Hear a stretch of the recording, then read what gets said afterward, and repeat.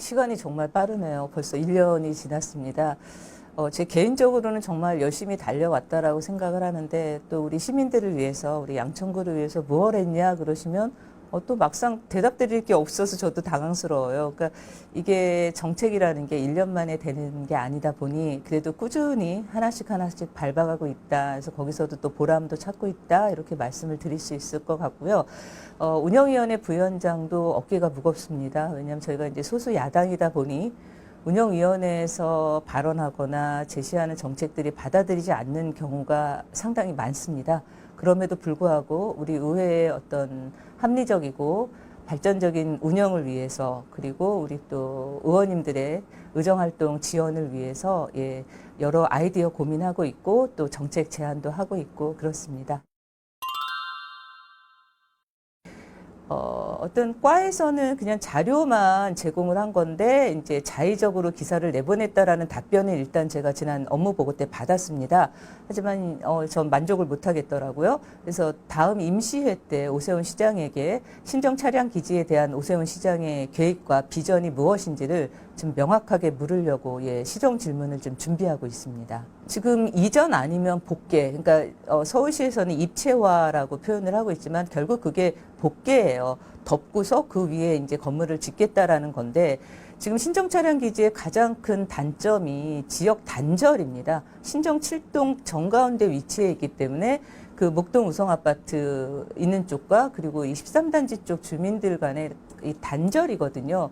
그리고 사실 받고 싶어 하는 것도 있기는 합니다. 근데 이제 어떤 좀 예산이 많이 들다 보니 거기에 대한 협의하는 내용이 필요해서 그런 것이지 저는 주민들이 원하는 대로 하는 게 맞다라고 생각을 합니다. 그래서 주민들께서 그래 고민해보니 그래 우리 입체화 개발하는 것도 괜찮다라고 의견을 주신다면 아마 저는 그때부터 지역의 가장 멋있는 어떤 이렇게 입체화 개발을 위해서 노력을 하겠지만 주민들께서 아직은 이전을 원하시거든요.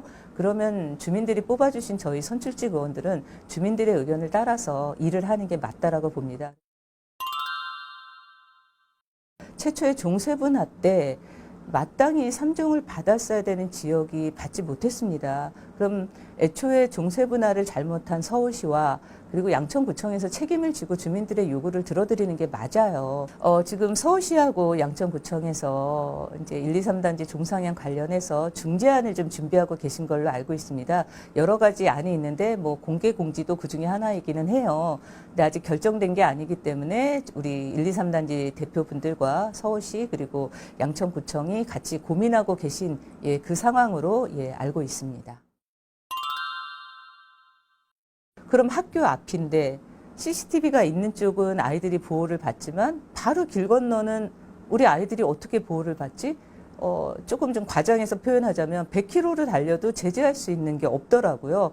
그래서 이건 적어도 학교 앞 정도는 어린이 보호구역은 양방향 CCTV를 달아서 우리 아이들을 안전하게 보호해줘야 되지 않나 이런 고민이 있었는데 제가 이제 시에 와서 이걸 조례로 이제 결실을 좀 맺게 된 거죠. 그래서 안 그래도 요즘 아이들이 가장 보호를 잘 받고 있을 거라고 우리는 예상을 했던 어린이 보호구역 내에서 학교 앞에서 사고가 빈번하다라는 건 우리의 준비가 미흡하다라는 겁니다. 그래서 이건 우리 아이들의 안전을 위해서 좀 강화하는 그런 조례로 제가 이렇게 좀 마련했다 이렇게 말씀드릴 수 있을 것 같아요.